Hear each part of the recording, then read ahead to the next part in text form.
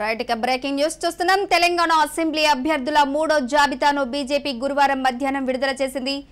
మొత్తం 35 మందితో కూడిన జాబితాను విడుదల చేసింది. 45 మంది అభ్యర్థులతో నిన్ననే విడుదల చేస్తారని భావించారు. కానీ టికెట్ కోసం ఒక్కో నియోజకవర్గం నుంచి ఒకరికి మించి ఆసక్తి చూపించడంతో జనసేనతో పొత్తు, సీట్ల సర్దుబాటు నేపథ్యంలో ఆలస్యమైంది. ఈ రోజు 35 మందితో మూడో జాబితాను విడుదల చేసింది. మొదటి జాబితాలో తన పేరు లేకపోవడంపై తీవ్ర అసంతృప్తి వ్యక్తం చేసిన బాబు మోహన్ పేరు మూడో జాబితాలో వచ్చింది. గతంలో పోటీ చేసిన ఆందోళ్ టికెట్ కేటాయించింది. ఈ జాబితాలోనూ బీసీలకు అధిక ప్రాధాన్యత ఇచ్చారు. బాన్సువాడ నుంచి మాజీ ఎమ్మెల్యే ఎండల లక్ష్మీనారాయణ, ఆందోళ్ నుంచి బాబు మోహన్, ఉప్పల్ నుంచి ఎన్వీఎస్ ప్రభాకర్, ఎల్బీ నగర్ నుంచి సామ రంగారెడ్డి, అంబర్పేట నుంచి కృష్ణ యాదవ్, సనత్ నగర్ నుంచి మర్రి శశిధర్ రెడ్డి, అచ్చంపేట నుంచి దేవని సతీష్ మాదిగా, వనపర్తి నుంచి అశ్వాత్థమరెడ్డి తదితరులకు టికెట్ వచ్చింది.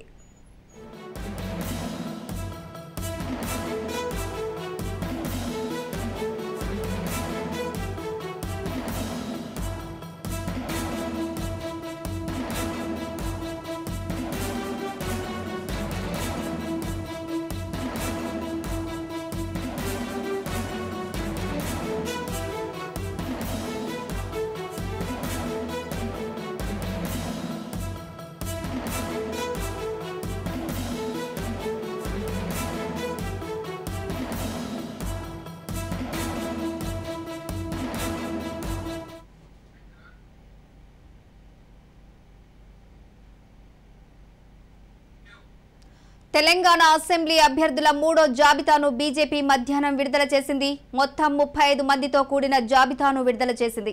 45 మంది అభ్యర్థులతో నిన్ననే విడుదల చేస్తారని భావించారు. కానీ టికెట్ కోసం ఒక్కో నియోజకవర్గం నుంచి ఒకరికి మించి ఆసక్తి చూపించడం, జనసేనతో పొత్తు, సీట్ల సర్దుబాటు నేపథ్యంలో ఆలస్యమైంది. ఈ రోజు 35 మందితో మూడో జాబితాను విడుదల చేసింది. మొదటి జాబితాలో తన పేరు లేకపోవడంపై తీవ్ర అసంతృప్తి వ్యక్తం చేసిన బాబు మోహన్ పేరు మూడో జాబితాలో వచ్చింది. గతంలో పోటీ చేసిన ఆందోళ్ టికెట్ కేటాయించింది. ఈ జాబితాలోనూ బీసీలకు అధిక ప్రాధాన్యత ఇచ్చారు. బాన్సువాడ నుంచి మాజీ ఎమ్మెల్యే ఎండల లక్ష్మీనారాయణ, ఆందోళ్ నుంచి బాబు మోహన్, ఉప్పల్ నుంచి ఎన్వీఎస్ ప్రభాకర్, ఎల్బీ నగర్ నుంచి సామ రంగారెడ్డి, అంబర్పేట నుంచి కృష్ణ యాదవ్, సనత్ నగర్ నుంచి మర్రి శశిధర్ రెడ్డి, అచ్చంపేట నుంచి దేవని సతీష్ మాదిగా, వనపర్తి నుంచి అశ్వాత్థమరెడ్డి తదితరులకు టికెట్ వచ్చింది.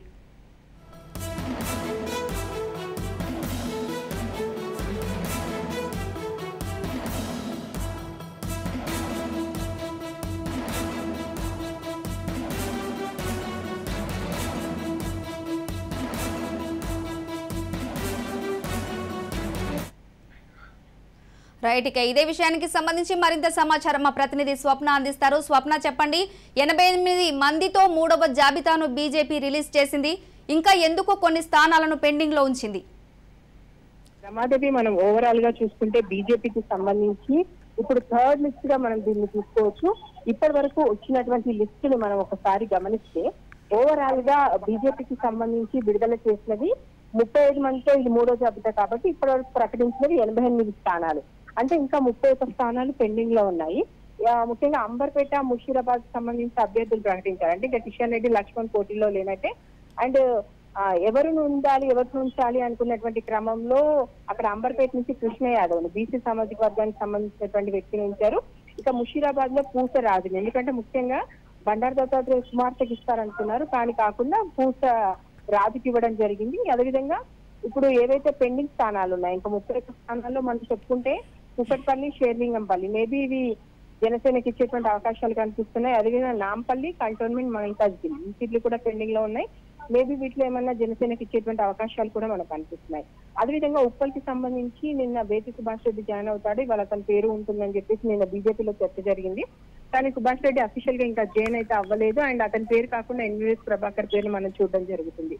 ఇక అదేవిధంగా నారాయణ రెడ్డికి సంబంధించి మంత్రిని టికెట్ ఇవ్వలేదు. ఎందుకంటే మంత్రికి సంబంధించి నారాయణ రెడ్డికి టికెట్ ఇస్తారని ముందు అంతా భావించిన ప్రస్తుతం అయితే నారాయణ రెడ్డికి ఇవ్వలేదు. అండ్ రీసెంట్ గా బీజేపీలో చేరిన చల్లా శ్రీలత రెడ్డికి హుజూర్ నగర్ సీట్ ఇచ్చారు. సో ఉన్నటువంటి స్థానాల్లో ఈ బీజేపీకి సంబంధించి ఇక పెండింగ్ లో ఉన్న వాటిలో జనసేనతో ఏమైనా పొత్తులో భాగంగా వెళ్తారా, వెళ్తే జనసేనకి ఎక్కడ సీట్లు ఇస్తారు, ఇంకా మిగిలినటువంటి వాటికి సంబంధించి అభ్యర్థుల్ని మళ్ళీ 4వ దఫాగా ప్రశ్నించే అవకాశం ఉంది. మేబీ ఈ పొత్తుకు సంబంధించినటువంటి విషయం తేలిన తర్వాత మిగతా సీట్లకు సంబంధించి ఉంటుంది. ఇప్పుడు ఉన్న దాని ప్రకారం అయితే ఇప్పటికే కొంతమంది అభ్యర్థులు మాకు సీట్ రాకపోవడం ఇట్లా అసంతృప్తిగా ఉన్నామని చెప్పేసి బీజేపీకి రావడం జరిగింది. ఎందుకంటే నిన్ననే ఎవరైతే అభ్యర్థులు ఉన్నారో వాళ్ళందరికీ ఫోన్లు చేసి చెప్పడం జరిగింది బీజేపీ అధిష్టానానికి సంబంధించినటువంటి ముఖ్య నాయకులు నిన్న సెంట్రల్ ఎలక్షన్ కమిటీ భేటీ తర్వాత. సో అదేవిధంగా నిన్న కొంతమంది జాయిన్ అయ్యారు రీసెంట్ గా బీజేపీలో, వాళ్ళకైతే సీట్లు రాలేదు. వాళ్ళకి సంబంధించినటువంటి కేటాయింపులు కూడా మేబీ నెక్స్ట్ దాంట్లో ఉంటాయి చూడాలి. అండ్ గద్వాల్కి సంబంధించి కూడా ప్రకటించలేదు. ఆల్రెడీ డీకేఆర్ చెప్పింది అండ్ అక్కడ ఏదైనా బీసీ సామాజిక వర్గానికి సంబంధించినటువంటి వాళ్ళకి నేను సపోర్ట్ చేస్తానండి. సో ఈ ఈక్వేషన్స్ అన్నిటిని మనం దృష్టిలో పెట్టుకుంటే థర్డ్ లిస్ట్ ఇప్పుడైతే ఉంది కాబట్టి ఇక ఫోర్త్ లిస్ట్ కి సంబంధించి ఒకసారి పొత్తుల తర్వాత ఏమైనా వచ్చే అవకాశం ఉంది. ఓవరాల్ గా మాత్రము పెండింగ్ స్థానాలు ఇంకా గట్టిగానే ఉన్నాయి. వాటికి సంబంధించినటువంటి క్లారిటీ రావాల్సిన అవసరం ఉంది. ముఖ్య నాయకులు అయితే దాదాపు ఈ లిస్ట్ లో ఉన్నటువంటి వాళ్ళలో కీలకంగా ఉంటారనుకున్నటువంటి నేతలు అయితే ఎవరు లేరు. అండ్ చెన్నూరుకి సంబంధించినటువంటి ప్లేస్ కూడా అంటే అప్పుడు వివేక్ ఉంటే మేబీ వివేక్ చెన్నూరు నుంచి పోటీ చేస్తారనేటువంటి చర్చ ఒకటి జరిగింది. ఆ ప్రాంతం ఇప్పుడు వివేక్ లేడు. ఆ ప్రాంతం కూడా ప్రస్తుతము అంటే ఇప్పుడు ఉన్నటువంటి లిస్ట్ లో అయితే ప్రకటించలేదు. సో ఓవరాల్ గా అయితే ప్రకటించిన అభ్యర్థుల లిస్టు ప్రకారం అయితే బీజేపీలో మొదటి నుంచి బీజేపీ నమ్ముకొని ఉన్న వాళ్ళు అండ్ సామాజిక సమీకరణల పరంగా కూడా బీసీలకు పెద్దపీట వేసిన పరిస్థితి కనిపిస్తుంది. ఎట్ ద సేమ్ టైమ్ మనకు ఇక్కడ ఉన్నటువంటి స్థానాలు అంటే నేను ఒకసారి సామాజిక పరంగా చూసుకుంటే ఓవరాల్ గా 3 జాబితాలు అయితే 3 ఎస్సీలు 5 ఎస్సీ నియోజకవర్గాలకు సంబంధించిన అభ్యర్థులు ఉన్నారు. ఓవరాల్ గా చూసుకుంటే ఇప్పటి వరకు 13 మంది ఎస్సీలు బీజేపీకి సంబంధించి అభ్యర్థులుగా ఉన్నారు. అండ్ మిగతా వాళ్ళకి సంబంధించి బీసీలకు సంబంధించి కూడా పెద్దపీట వేశారు. ఈ లిస్ట్ లో ఓవరాల్ గా బీసీలు 14 మంది ఉన్నా మొత్తంగా మాత్రం బీసీలో ఎక్కువ సంఖ్యలో ఉన్నారు. అండ్ ఇప్పటి వరకు ఎస్సీలకు సంబంధించి చూసుకుంటే 13 మంది ఈ నియోజకవర్గంలో, 3వ దాంట్లో మాత్రము నియోజకవర్గాల పారిగా 9 మంది ఉన్నారు. ఇక మిగతా ఏవైతే పెండింగ్ లో ఉన్నటువంటి అభ్యర్థులకు సంబంధించి ఉన్నారో బీసీలకు సంబంధించి 14 మంది ఈ లిస్ట్ లో ఉన్నారు. ఓవరాల్ గా అయితే చాలా ఎక్కువగానే బీసీలకు ప్రాధాన్యత ఇచ్చిందండి. ఓసీలకు సంబంధించి ఈ లిస్ట్ లో 13 మంది ఉన్నారు. దీంట్లో కొంచెం రెడ్డిలకు పెద్దపీట వేసినట్టుగా కనిపిస్తుంది. మొత్తానికైతే మొదటి జాబితా 52 మంది, తర్వాత ఒకరినే ప్రకటించడం జరిగింది. ఇప్పుడు 35 మంది, ఇంకా 31 స్థానాలు పెండింగ్ లో ఉన్నాయి. ఈ పెండింగ్ ల గురించి త్వరలోనే బీజేపీ క్లారిటీ ఇస్తామని చెప్పినట్టుగా తెలుస్తుంది. రమాదేవి, స్వప్న, కిషన్ రెడ్డి మొదటి నుంచి అయితే పోటీ నుంచి తప్పుకుంటున్నారని కొన్ని రోజులుగా అయితే ప్రచారం నడుస్తుంది. మరి నిజంగానే కిషన్ రెడ్డి తప్పుకుంటున్నారా?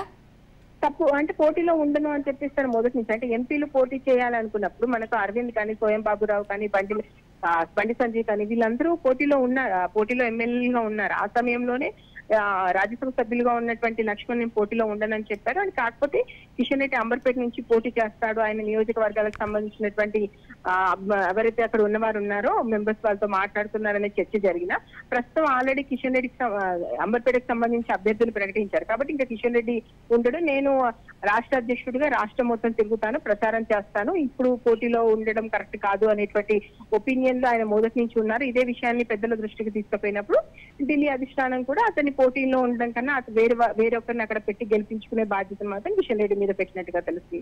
సో ఓవరాల్ గా చూసుకుంటే మాత్రం ముఖ్య నాయకులు ఎవరు ప్రజెంట్ అందుబాటులో లేదు. ఎందుకంటే మనము ఈటల రాజేందర్ సంబంధించి మాత్రమే ఈటల రాజేందర్ కీలకంగా 2 స్థానాల్లో ఉన్నారు. అంటే బయట నుంచి వచ్చిన వాళ్ళకి చూసుకుంటే మనకు డీకేఆర్ నేను పోటీలో ఉంటానని చెప్పింది. జితేందర్ రెడ్డికి సంబంధించి కూడా నేను ఎంపీగానే పోటీ చేస్తాను, తన కొడుకు ఎమ్మెల్యే సీట్ ఇవ్వడం అంటే ఆ ఎమ్మెల్యేకి సంబంధించినటువంటి నియోజకవర్గానికి సంబంధించి కేటాయించడం జరిగింది. సో ఓవరాల్ గా చూసుకుంటే మాత్రము కీలక నేతలు మేము ఎంపీగానే ఉంటాము, ఎమ్మెల్యేలుగా ఉండడం అనడం కొంత విషయంగా తీసుకోవచ్చు.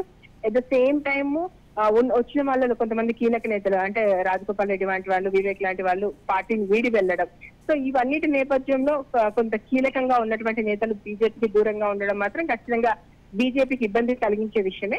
ఓవరాల్ గా ఉన్నటువంటి అభ్యర్థులకు సంబంధించి మేము ఖచ్చితంగా విన్నర్స్ అవుతామో లేదు అంటే మేము కింగ్స్ అవుతామో లేదు కానీ కింగ్ మేకర్స్ అవుతామో అనేటువంటి ఒక నమ్మకంతో అయితే బీజేపీ ఉంది. మరి చూడాలి ఎంతవరకు బీజేపీ స్ట్రాటజీ పనిచేస్తుందో. బీసీ అనే ఒక నినాదంతో వెళ్తుంది. బీసీ ఓట్స్ కనుక మా వైపు పడితే హిందుత్వ ఎజెండా ఈ 2 మా వైపు ఉంటూ ఖచ్చితంగా మంచి సీట్లు సాధిస్తామనేటువంటి నమ్మకంతో అయితే బీజేపీ కనిపిస్తుంది. రమాదేవి, స్వప్న, ఇప్పుడు బీసీ సీఎం నినాదంతో వెళ్తున్న బీజేపీకి ఇప్పుడు మరి సీఎం అభ్యర్థిగా ఎవరు ఉండబోతున్నారు అనుకోవచ్చు? బీసీ ఉన్నప్పుడు ఇప్పుడు ఈటల రాజేందర్ కీలకంగానే ఉన్నాడు, బండి సంజయ్ కీలకంగానే ఉన్నారు, అదే విధంగా శ్రావణి అంటే ఇట్లా కొంతమంది పేర్లు అయితే ఉన్నాయి. ఇప్పటి వరకు ఎవరు ఉంటారు ఏంటని అప్పుడు ఈవెన్ బండి సంజయ్కి సంబంధించి రాష్ట్ర అధ్యక్షుడిగానే మార్చాల్సి ఉండకపోయేది. ఓసీ సామాజిక వర్గానికి సంబంధించి కాకుండా బీసీ సామాజిక వర్గానికి సంబంధించినటువంటి వ్యక్తి రాష్ట్ర అధ్యక్షుడిగా ఉంటే బాగుంటుంది అనేటువంటి చర్చ కూడా జరిగింది. ఎందుకంటే బీసీలు అనుకున్నప్పుడు, కానీ ఎవరు ఉంటారు ఏంటి అనేది ఎవరిని అభ్యర్థిగా అయితే ఇప్పటి వరకు ప్రకటించలేదు. కానీ బీసీకి సంబంధించి ఆల్రెడీ బీజేపీలో కొంతమంది కీలకంగా ఉన్నటువంటి నేతలు, అట్ ద సేమ్ టైమ్ మనకిప్పుడు ఈటల రాజేందర్ లాంటి వాళ్ళు కూడా, బయట నుంచి వచ్చిన బీసీ సామాజిక వర్గానికి సంబంధించిన వాళ్ళు కూడా ఖచ్చితంగా మేము కూడా బరిలో ఉంటాం. ఈవెన్ లక్ష్మణ్ కూడా బీసీకి సంబంధించినటువంటి అభ్యర్థి ఎవరైనా సరే మేము ఖచ్చితంగా వాళ్ళకి మా పూర్తి మద్దతు ఇస్తామని చెప్తున్నారు. కాబట్టి వీళ్ళలో ఎవరైనా ఉండొచ్చు. కాకపోతే బీజేపీకి ఇప్పుడు ఉంది ఏంటంటే బీసీ నినాదంతో వెళ్తే ఆ బీసీలందరూ ఎటువైపు వెళ్ళాలి ఏంటి, ఎందుకంటే ఇప్పుడు కాంగ్రెస్ కి తీసుకున్నా, అదేవిధంగా బీఆర్ఎస్ కి తీసుకున్నా ఓసీ సామాజిక వర్గానికి సంబంధించినటువంటి నేతలే వాళ్ళకు కీలకంగా ఉండి, అంటే రాష్ట్ర అధ్యక్షులుగా ఉండి నడిపిస్తున్నారు.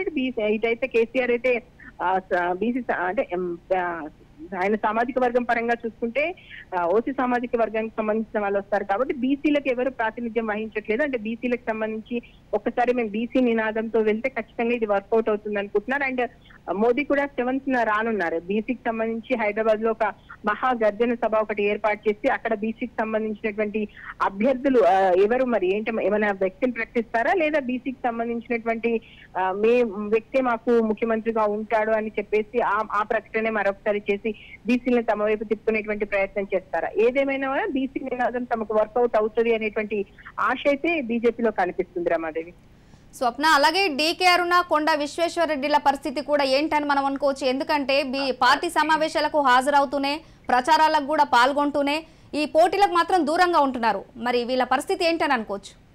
కీలక నేతలు ఎవరైతే బయటకు వెళ్ళారో, అంటే ఇప్పుడు మనకు ఇంతకుముందు సమావేశాలు జరుపుకొని ఎవరైతే బయటకు వెళ్ళారు, వివేక్ కానీ లేదంటే రాజగోపాల్ రెడ్డి కానీ, ఆ టైంలో విజయశాంతి అండ్ కొండా విశ్వేశ్వరరెడ్డి వీళ్ళైతే కీలకంగా ఉన్నారు.